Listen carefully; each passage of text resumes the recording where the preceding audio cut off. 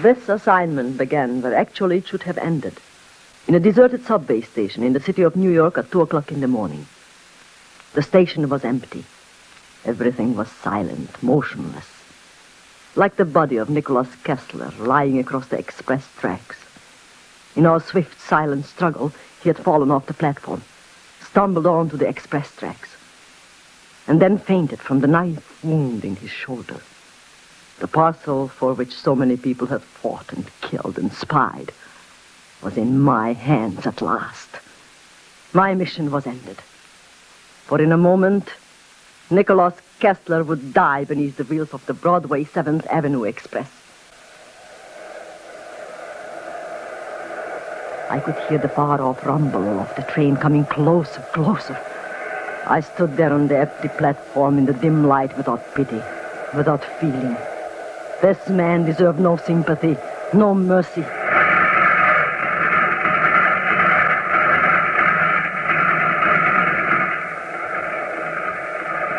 I did not look at what was left on the track.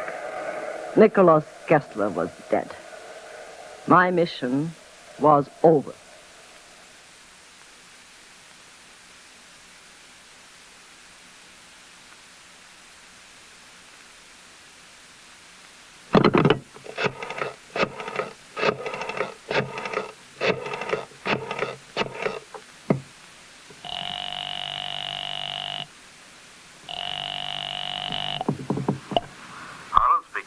Mr. Holland, this is Karen Gazer.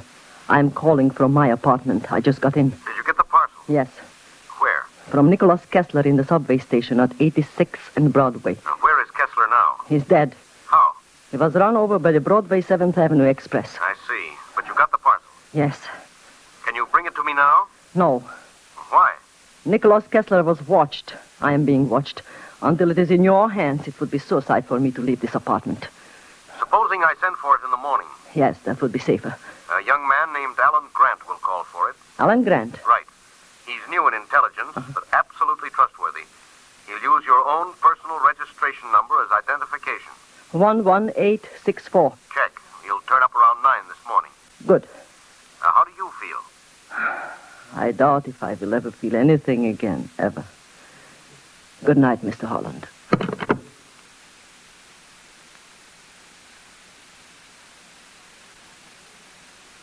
The parcel drew me like a magnet. I had to see with my own eyes this strange, mysterious metal for which so many people had died. I held the parcel in my hands. It was the size of a cigar box. Half hypnotized at the thought of what lay beneath, I untied the string, removed the paper.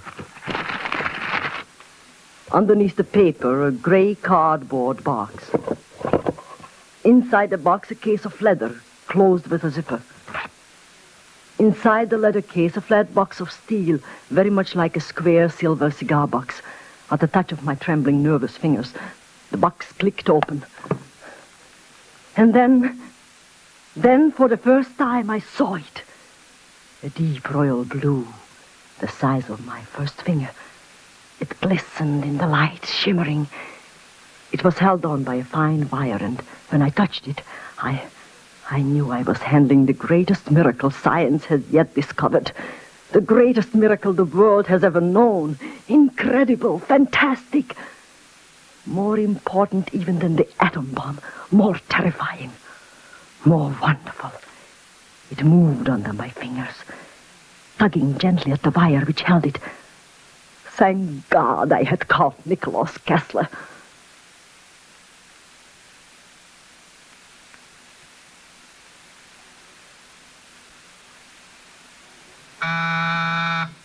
Who is it? Grant. Alan Grant. Good morning. Come in. I hope I didn't wake you up. Identify yourself. A number. Which is? Yours. 11864. Mr. Harlan sent me to pick up a parcel. Did anyone notice you as you came in? I don't think so. How did you come? I've got a car. If you knew what was in this parcel, you'd understand my concern. Here. Take it. Thanks. That all? Yes. Take it straight to Mr. Harlan in headquarters. Right away. Thank you. And please be very careful, Mr. Grant. I will. I'll be very careful, Baroness. Very, very careful.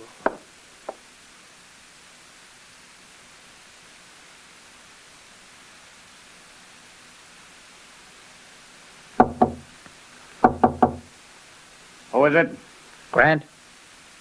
Come in. Thanks.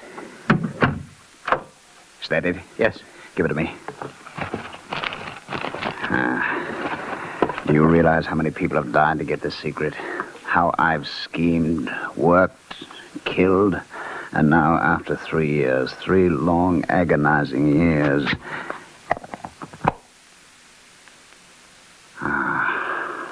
Look at it.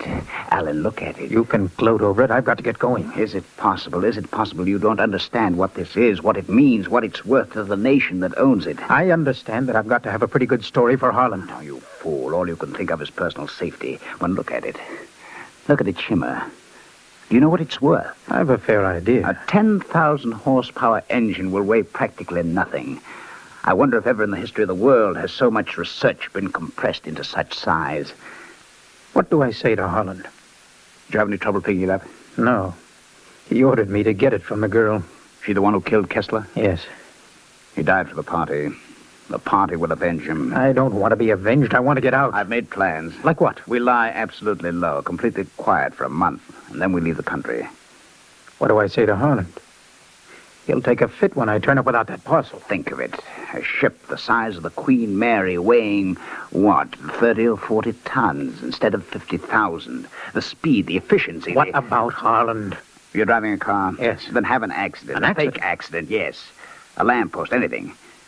Alan, look at it glisten. Look at it shine. Will you stop staring at it and listen to me? You have an accident. You pretend to be injured. A crowd collects. Someone takes the parcel out of the car while you're unconscious. Pick a busy intersection. It's very simple. I see. When I come to, the parcel is gone. And you can call me in as your doctor. You? Why not? I have a doctorate in metallurgy. Harlan will believe you. Okay, Doc. Stand by. You'll have a patient in a few minutes.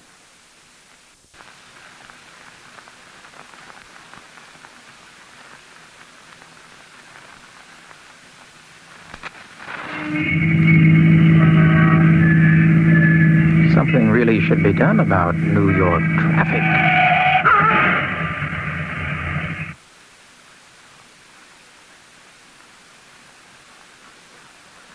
Mr. Harlan, do you realize what I went through to get that parcel? Baroness, believe me, I'm as upset as you are. Upset?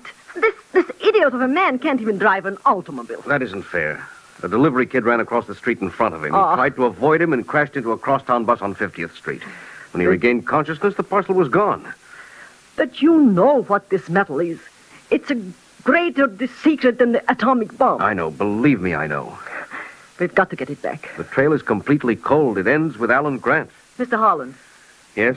is Alan Grant completely trustworthy? Oh, my dear Baroness, please. Well, is he? Completely. His father served under me in the U.S. Army in the First War. He died defending his country. I've known Alan almost since he was born. His mother's a wonderful woman. Both of them are good Americans, fine Americans. No, Baroness, Alan Grant is above reproach. Was he badly injured? Tore a ligament in his back, hit his face on the steering wheel. May I go to see him? Why? I'd like to talk to him. Oh, I don't want him cross-examined anymore. Feels badly enough as it is. He offered to resign. And? Naturally, I accepted his resignation. An operator's first mistake is his last. I'd still like to talk to him. I have no intention of cross-examining him, but... Well, all right. He lives with his mother in a house out in Queens. Here's the address.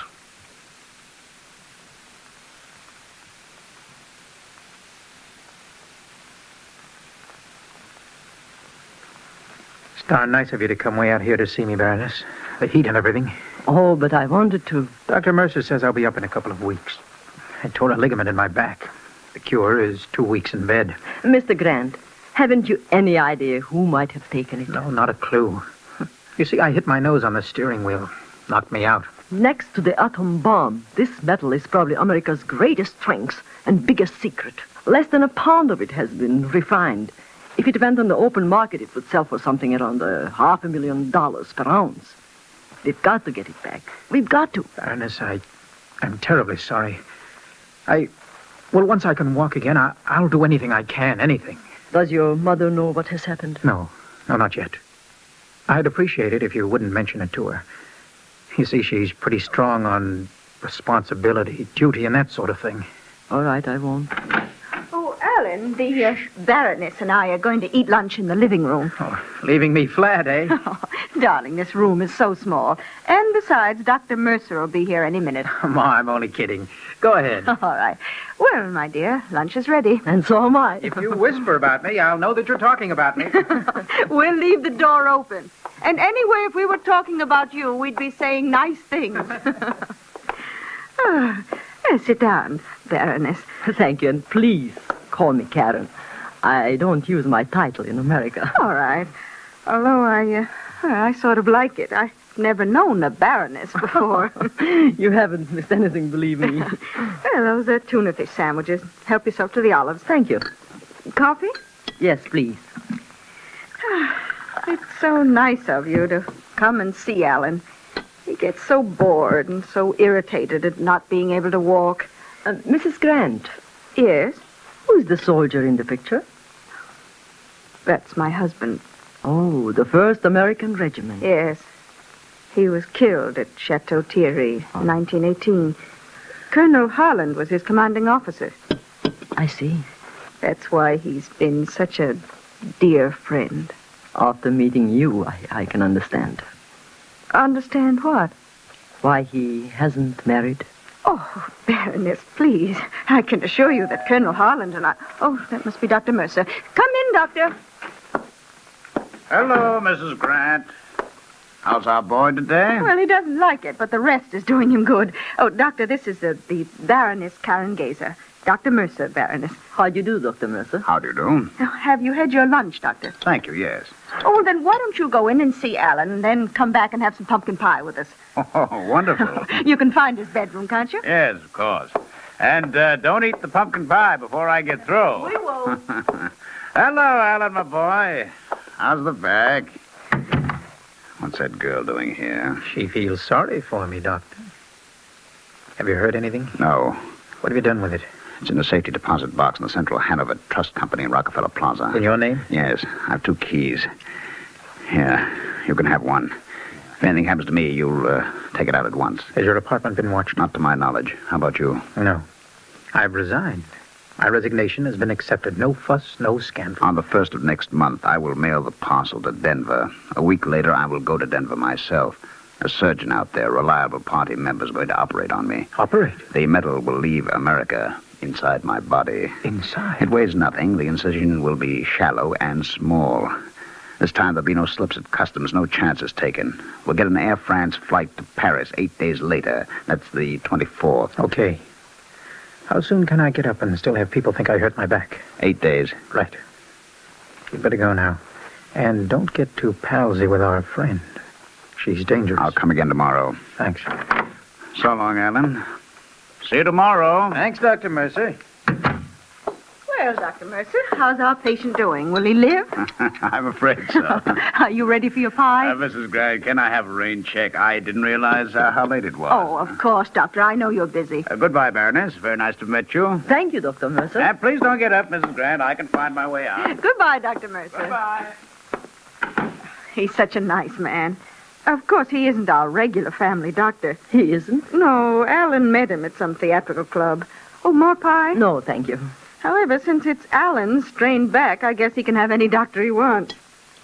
Oh, take him in his pie, will you? I know he'd appreciate it.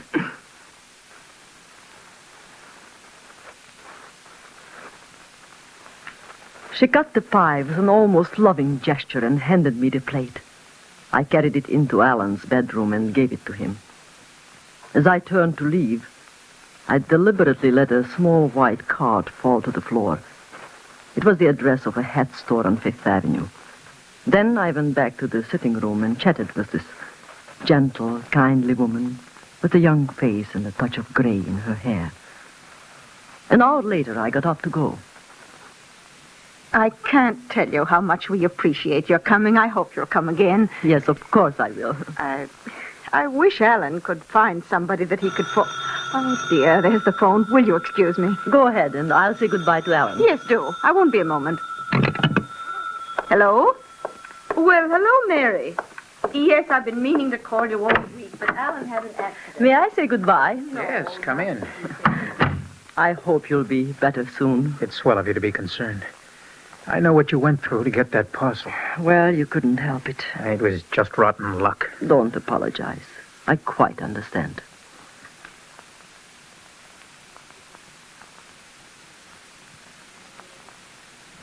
I did understand, clearly. No one had been in this room since I had dropped the card on the floor. The card was gone. Who had picked it up? A man who couldn't walk. A man who thought it might have been important. I knew then that Alan Grant was a traitor.